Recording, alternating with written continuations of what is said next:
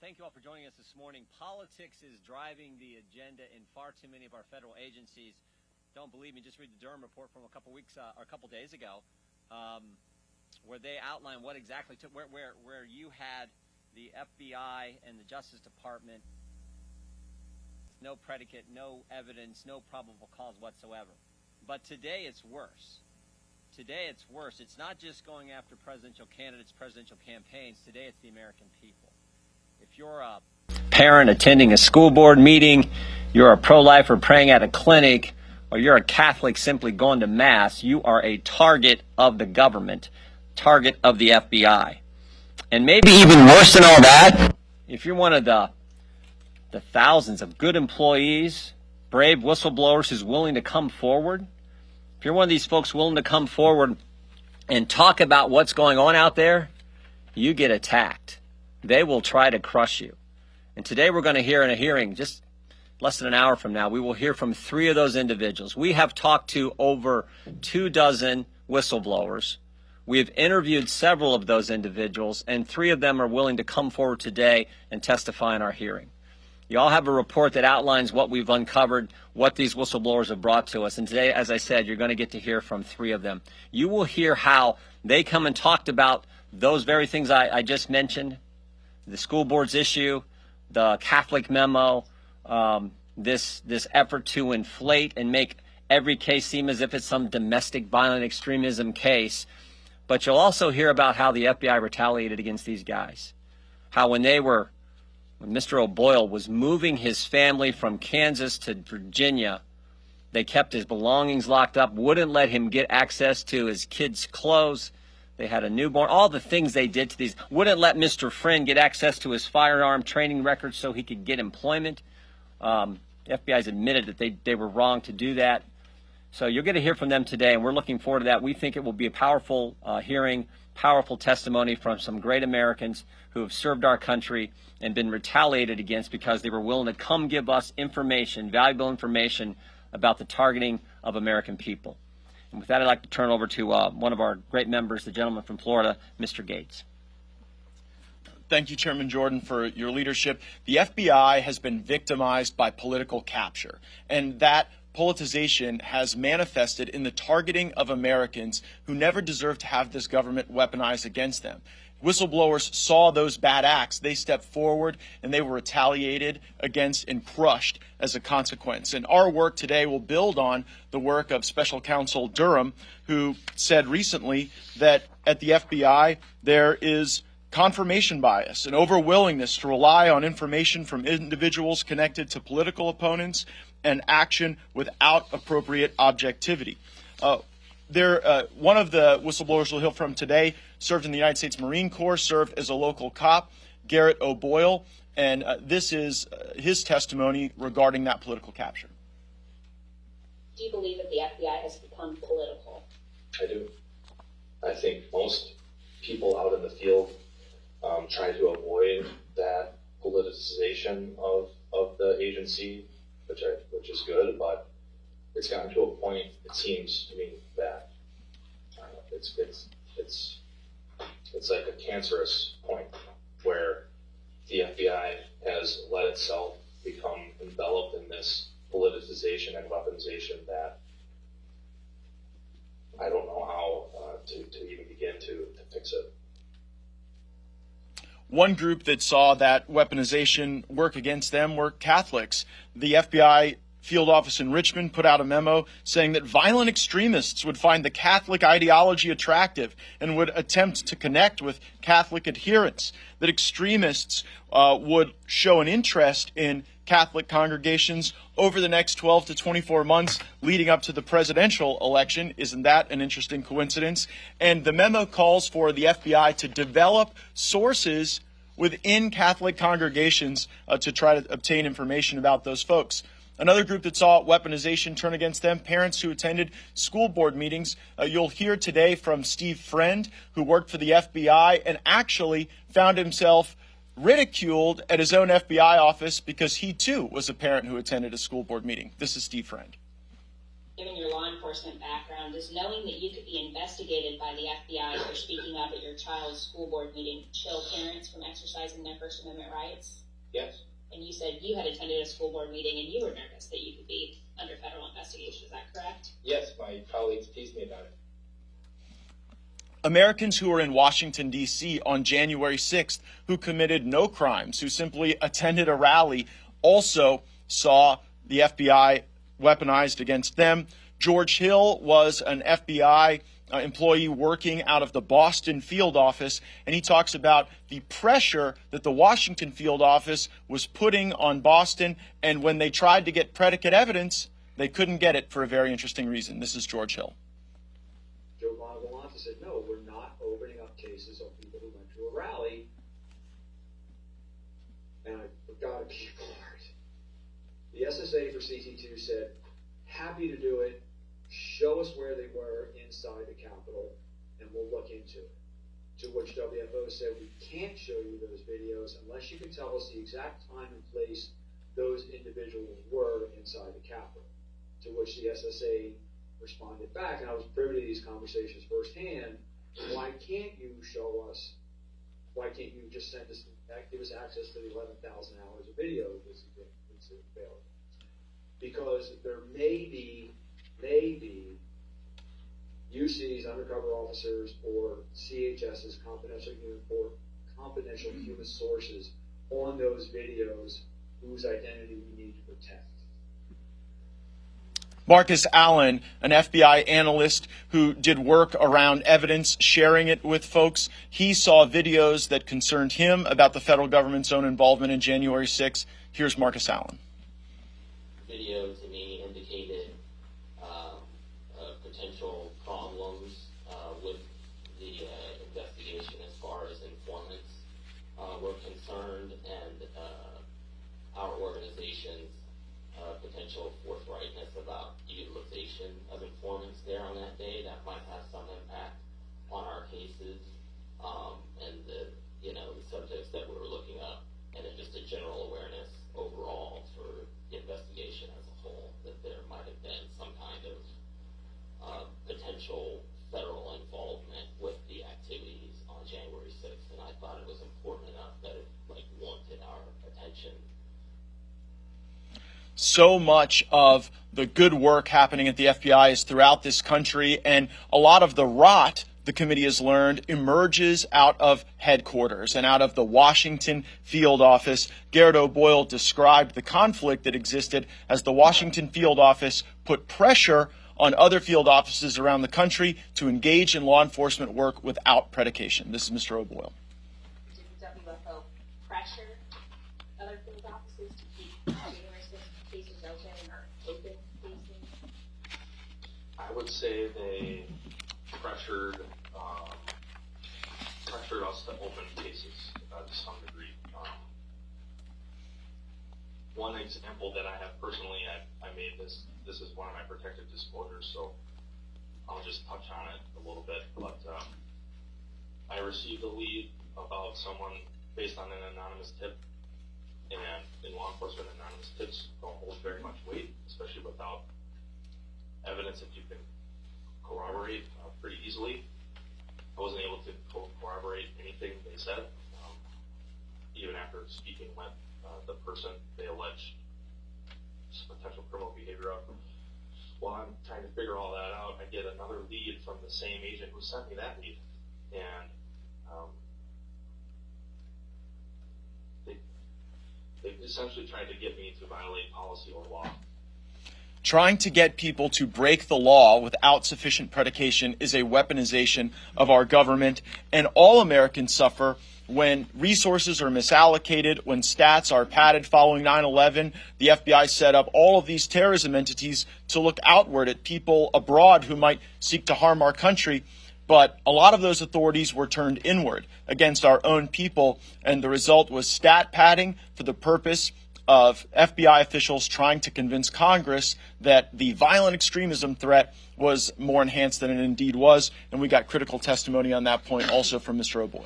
As a DT agent, I encountered similar stat padding or case bolstering truth be told, it was one case. Like, but the FBI had me open up 4 different cases because they had me open a case for every individual that I had a articulable factual basis that there may have been potential federal law being violated.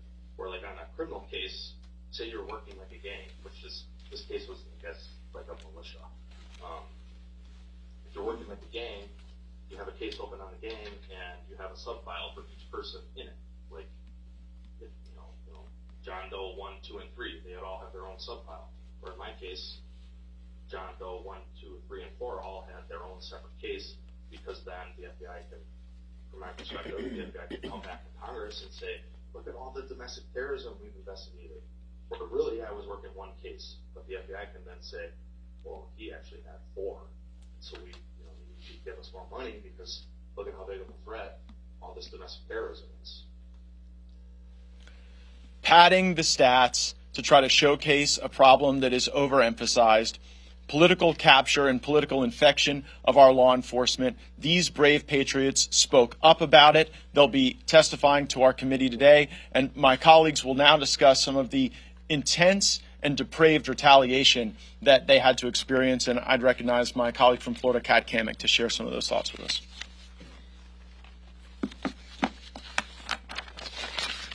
Well, good morning.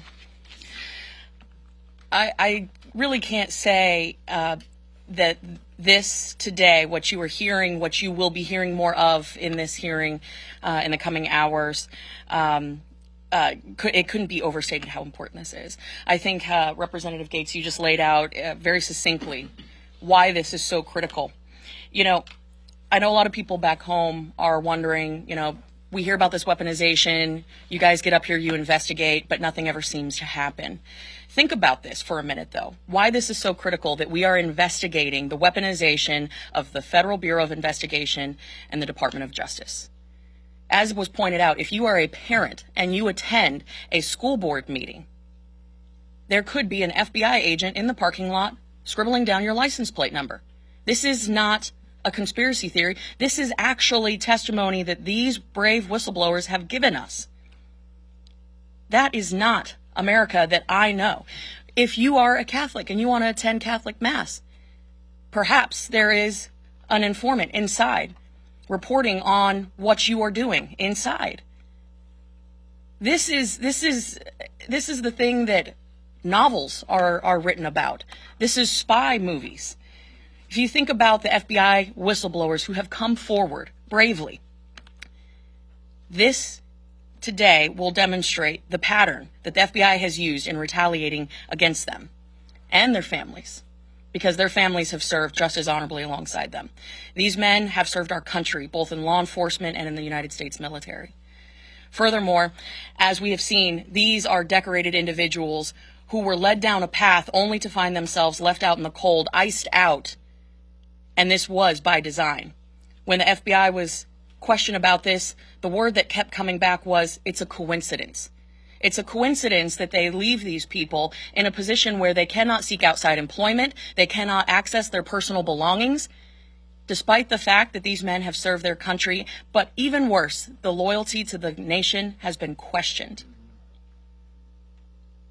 This is truly the weaponization of government. Whether you are the President of the United States, as we have seen in the Durham report, whether or not you are a parent concerned about your child's education, whether you are just someone who wants to go to Mass, you could find yourself a target of the FBI. This FBI certainly knows no bounds, and we are seeing that in every single interview, in every single piece of evidence that we uncover. And this is really just the tip of the iceberg, but I would like to reiterate what what Representative Matt Gaetz said earlier. This is not about the good men and women of the FBI, the rank and file agents who do their job honorably.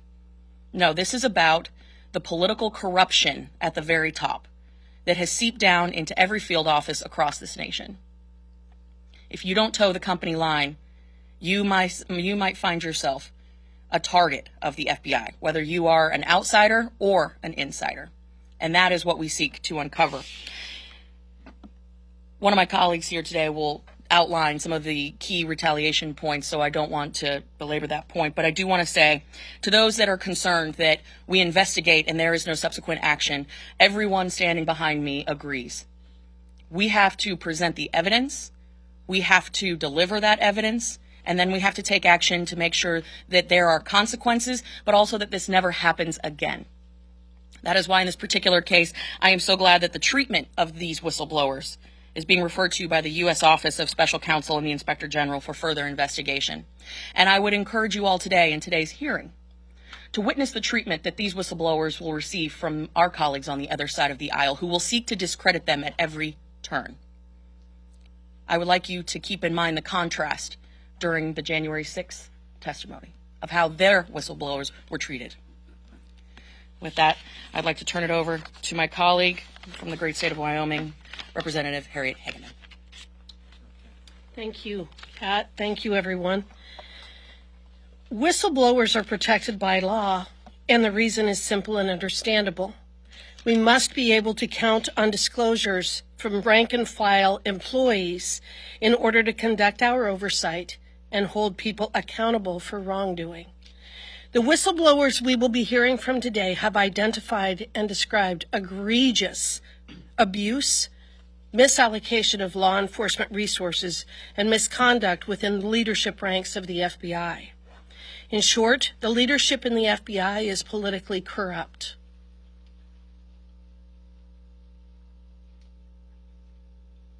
And they are ruining our flagship law enforcement agency by targeting politicians, parents, and ordinary citizens.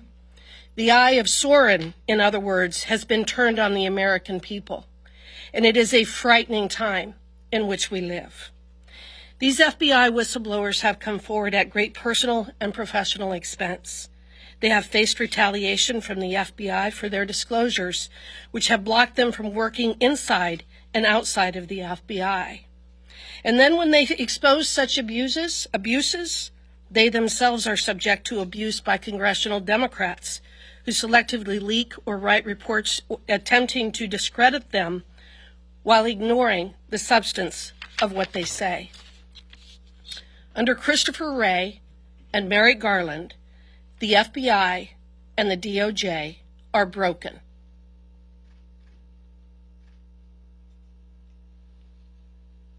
It is politically weaponized against the American people, using constitutionally protected rights as a predicate to investigate and surveil people. They target conservatives inside and outside of the organization, and they are crushing anyone who dares to report their wrongdoing. Again, this is exactly why Congress needs whistleblowers to conduct oversight and course correct these abusive federal agencies. Sadly, what we will see from the Democrats today will not be a focus on the substance of what these brave men have exposed, or a discussion of how to protect our constitutional rights and institutions from the tyrants who are running these agencies. Instead, what we will see is a deflection. They will call our witnesses names. They will scream MAGA and extremist at the top of their lungs. They will pound the tables. They will continue to gaslight us about Russia, Russia, Russia, because that's all that Adam Schiff knows what to say. But make no mistake, they are simply trying to cover up the unforgivable and the indefensible. The creation of a two-tier justice system based on political beliefs and the corruption of our political elites. I encourage the American people, and I encourage you, the press, to start listening, to start reading, to start understanding what has been exposed in our government. And then I encourage you to go watch the movie The Lives of Others, because that is where we're headed if we don't correct what is happening within the FBI and the DOJ. We thank these whistleblowers for their service to our nation, service which includes their integrity and bravery to stand up and expose wrongdoing. They are the ones standing on the wall to make sure that we can protect the greatest republic that's ever existed in the history of the world. They're fighting back against the people who will tear it down. With that, I would introduce Mike Johnson from Louisiana. Thank you. I'll be brief and summarize this because we're going to get to your questions. But let me just say this simply. America works because we're a nation of laws, not of men. The rule of law is incredibly important to maintain a constitutional republic, and it's in jeopardy right now because when you have the Department of Justice and the FBI itself engaged in the activities that we're talking about here today, it alarms the American people. They understand that our institutions are crumbling. The people's faith in our institutions, our system of justice itself, is at an all-time low. It's because of the things that we're highlighting here this morning. Our constituents, and I mean millions and millions of Americans, are deeply concerned about the things that we're talking about here today. They've seen this. And when they found out that parents who showed up at school board meetings were labeled as domestic terrorists, when they found out that the FBI is trying to recruit informants and spies inside traditional Catholic congregations, when they found out that the FBI was meeting regularly with social media platforms over the last 2 election cycles to censor and silence conservative candidates and voices online, when they find out that patriots stand up to blow the whistle on this, and they're being retaliated against by those who are engaged in this corruption, it alarms them, and it should. So we hear back, when I'm at home and I'm doing town halls, all of us who are talking to our constituents, average, everyday, hardworking Americans and families, and they say, why can't you guys stop it? Why can't somebody be indicted? Why can't they be put on trial in a court of law? Well, we're just the Congress. We have a solemn responsibility of oversight. That is exactly what we are engaging in the Weaponization Committee, and it's sad that it's come to this. But I often have to explain back home, we don't have the ability to indict anybody or put them on trial in a court. We're just members of Congress. What we do have the responsibility of doing, and what we do have the power of doing, is putting this on view of the American public, putting it, the facts, I guess, on trial in the court of public opinion. And so that's what this is about. We want these brave whistleblowers to come forward and tell their stories, and it is compelling information. You're going to be shocked by some of the things you hear. But here's something else you need to know. As Chairman Jordan said, we've got a couple dozen whistleblowers.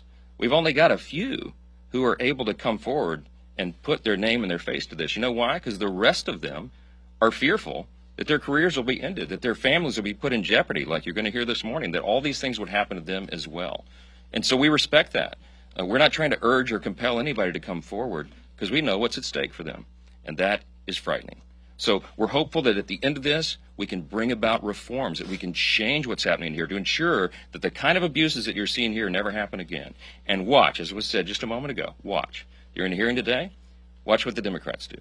They're going to come out, they're going to try to discredit these men, these brave patriots. They're going to try to say that they're not trustworthy. But I think you can evaluate that for yourself when you hear from them. See some of the video highlights, but see in person today and hear their heart and how they're grieved for America as we are, and that we've got to bring about these changes. So with that, I'll yield back to Chairman Jordan, and we'll take a few questions. Is the company willing to withhold any funding for any of the various FBI needs and initiatives to force any change in behavior across the organization, starting with the WFO or the headquarters? I believe the answer to that question is yes. I'll go here and then I'll go back.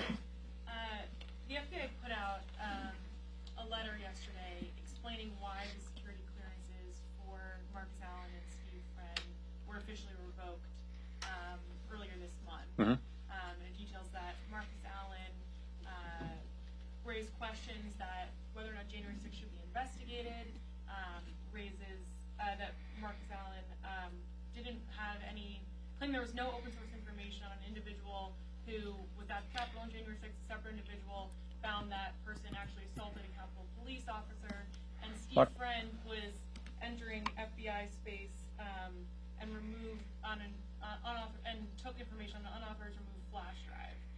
These are details that the FBI explains why these security clearances of these two individuals who are going to be.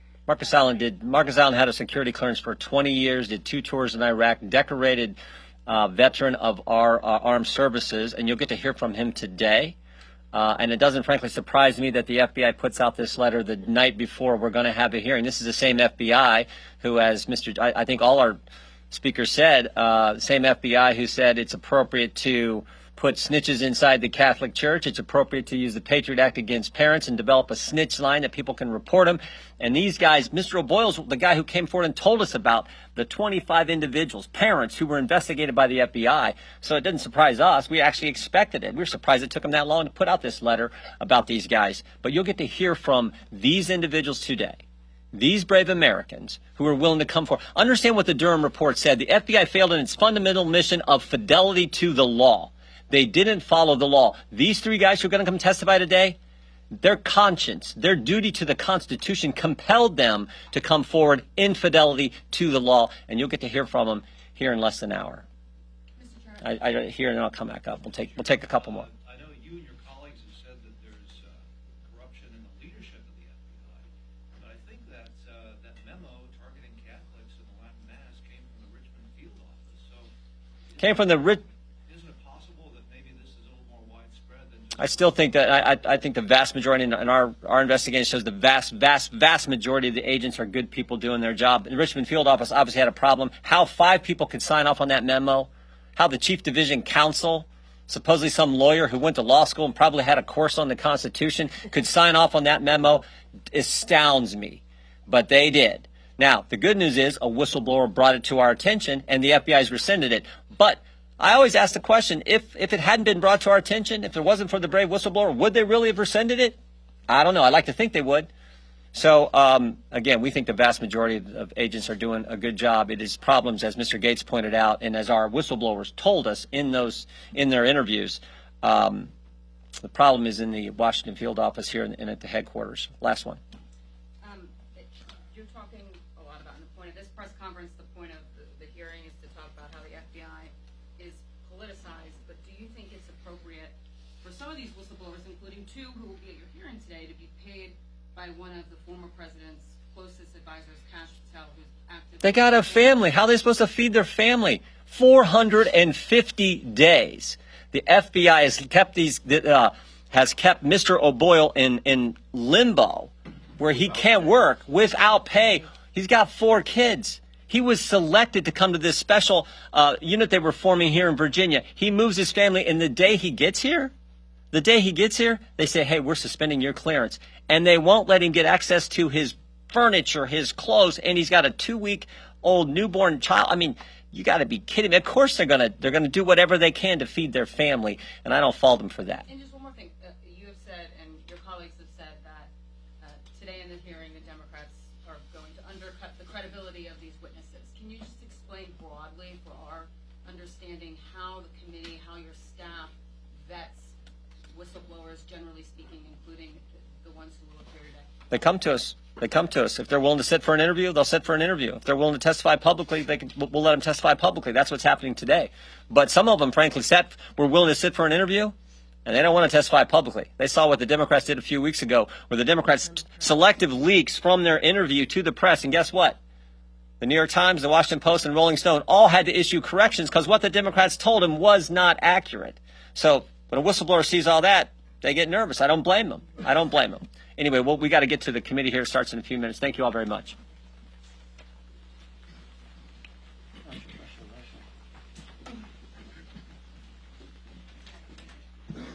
A Russian man claiming to hold top-level secrets about Russian advanced bombers has just turned up at the U.S. southern border, seeking asylum.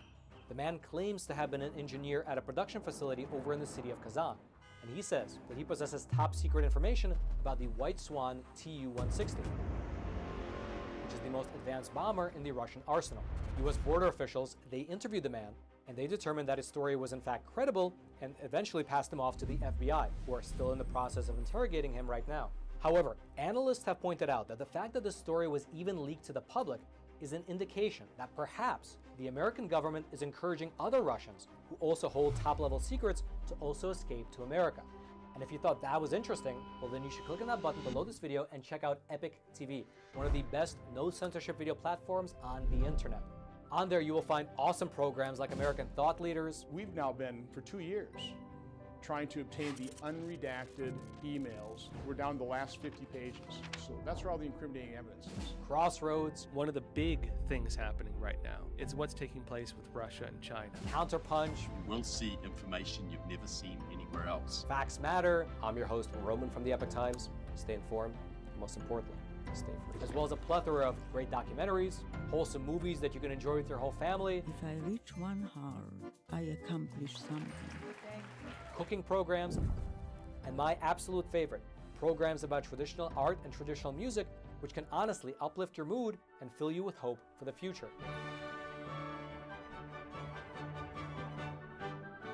And the best thing about Epoch TV, at least in my opinion, is that there's no corporate backing and there's no allegiance to some anti-American agenda. How dare you come to this peaceful community and try to scam these people? What the hell are you talking about?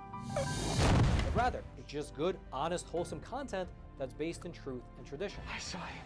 It was incredible. Something that you can actually sit down with your whole family and enjoy, knowing that some ideology is not about to be pushed upon you. And who's fighting it? We're fighting it here at Epoch Times, and we need to keep bringing you the news. And so again, if you'd like to check out Epoch TV, just click on that button below this video. You and your family will absolutely love it.